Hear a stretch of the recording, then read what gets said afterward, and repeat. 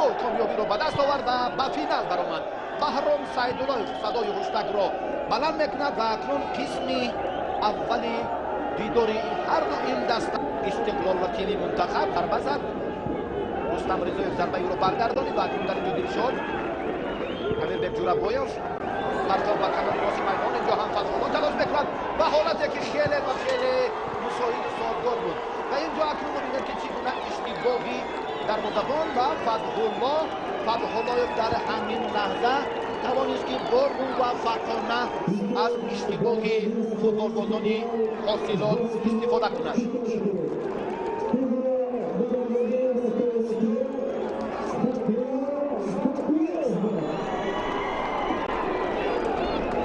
و بعد از چند ثانیه ما توجه میکنیم برمیگردیم به همین لحظه. تشکر به کارگردانی لحظه ببینید که چگونه اگر ابتدای همین کامبیناسیون را متوجه کنیم. اینجا اویبک عبدالغفار و ببینید که دروازه‌بان هم در حقیقت جای هم زده توپ به حسن رستموف.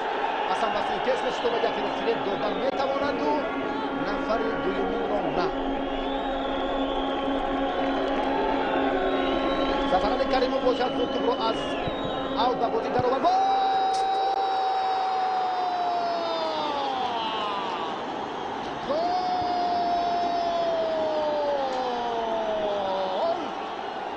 دقیق، واقعا جالب و واقعا ابراهیم هم در همین لحظه در همین فرصتی جالب و دیدنی و مخلصان نشاط و شادی آورد.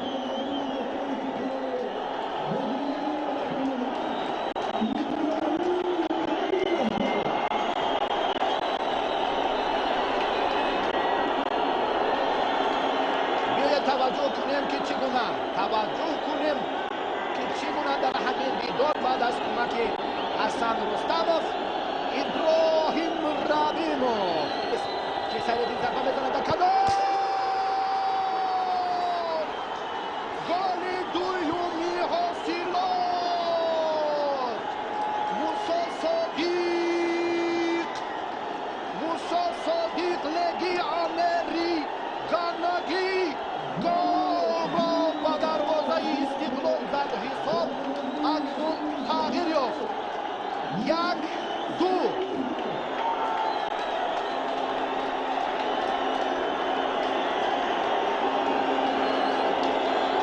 بیش از 5000 نفر مخالف ببینید بازیگر. واقعا هم قامت بلندی موسی صادق امکانیت را فراهم آورد برای او که در همین دیدار گل دوم را و دروازه دسته استقلال زند. موسی صادقی که واقعا تجربه غنی دارد و در هر وقت نمیتواند در اینجا اعتم هم با قامت بلند کوششش ثمره بخش بود. توپ به جهانگیر علیف، جهانگیر با سوی پیش حرکت میکند در احاطه یکی و بعدا بود به سمت چپ جورابویف و فتح‌الله اینجا خود با سوی پیش نشد و پرتاب به کنار چپ بند دلشاد بازیوف دلشاد کوشش را انجام داد و واقعا در همین جریان باز حسابی بازی امروزه تغییر می‌یابد و مساوی 2-2.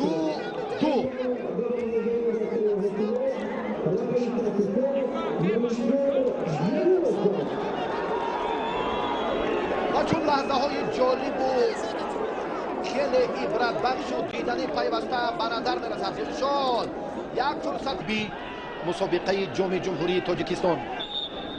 هر دو دسته هم وام دارد که ضربه کاپیتانی دسته رو برگرداند. ظفرعلی ضربه میزند. 1-0.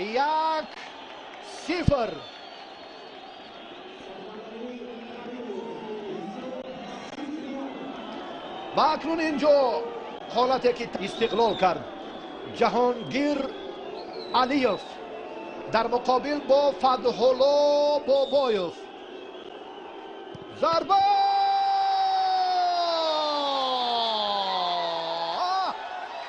جهانگیر نتوانست که در این مورد فتح‌الله بابایف را فریب دهد و جریمه 11 متر را به هدف رساند و 1-0 حاصلات در پیش است. اویبک عبدوغفاروف مقابل ستاشیچ نیکولا. ضربه گل.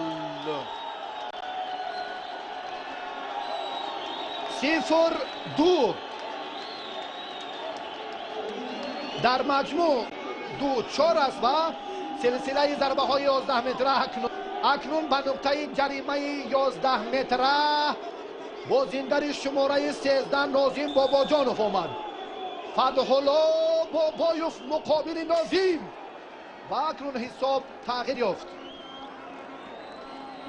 جمعی گل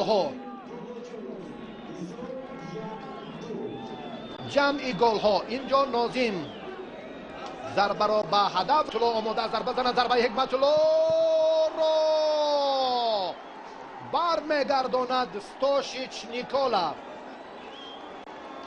ستاشیچ نیکولا دقیق سمتی حرکتی توپ را احساس کرد. واقعا ضربه جهانگیر رو برگرداند کاپیتان دسته مقابل فتح‌الله بابایوف. ضربه میزند گل. و اکنون اینجا برابری.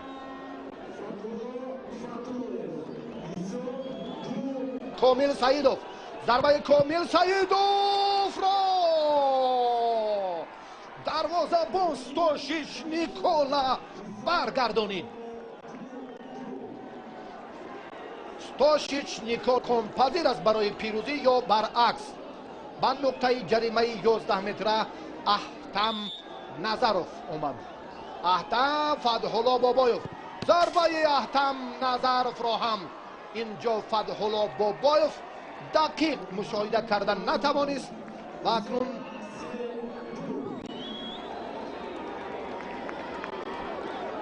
سیلوت نقطه جریمه 11 متره را حالا حسن رستموف اشغال میکند و او مقابل ستاشیچ نیکولا حالا آماده است که ضربه زند. حسن و ضربه حسن رستموف این مورد و همین طور توسط سلسله ضربه های 11 متره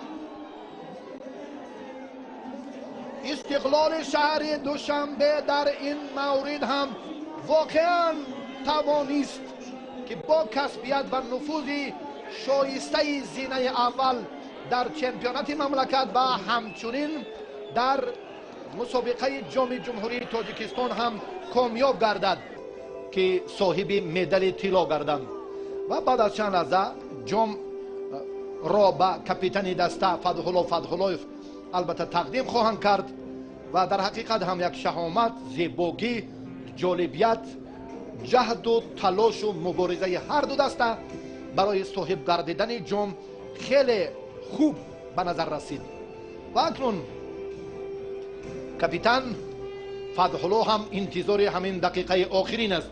آخرین مدال را او صاحب میگردد و جام را دسته استقلال صاحب خواهد شد.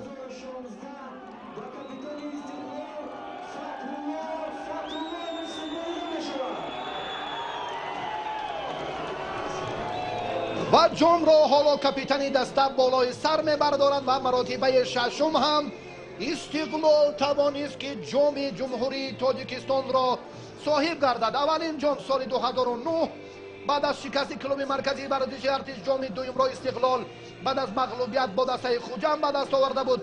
سال 2011 2012 ناکام شد. استقلال ریگر 2013 با حساب 2-0 شکست داد.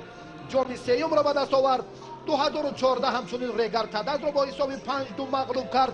جام چهارم جام پنجم را استقلال سال 2015 ریگر تدز را توسط سلسله ضربه های 11 متره شکست داد و این سال حاصلات را البته توسط سلسله ضربه های 11 متره 3-2 مغلوب کرد و در مجموع استعداد نوتکرارش را ما اینجا اگر توجه کنیم احسن میگوییم. برای توجه شما بینندگان تلویزیون ورزش هم سپاسگزاریم که خیلی وقتی طولانی ما را همراهی کردید. کارگردان ها ضیاءالدین سفر و فیروز بختیبکوف، گروه ایجادی و تکنیکی تلویزیونی ورزش این گزارش را از ورزشگاه مرکزی با شما آماده کردند. من شارح علی شریف با شما خیر خوش میکنم. سلامت و سرفراز و سربلند باشید و همیشه فوتبال را دوست دارید و توجه کنید به همان نتایج ارزنده و امیدوارم که استقلال و حاصلات در مسابقات بانفوذ جام کنفدراسیون فوتبال آسیا نتایج ارزنده و برای معرفی فوتبال تاجیکستان کمر همت خواهم بست. سربلند باشید. بار دیگر تشکر برای توجهتان.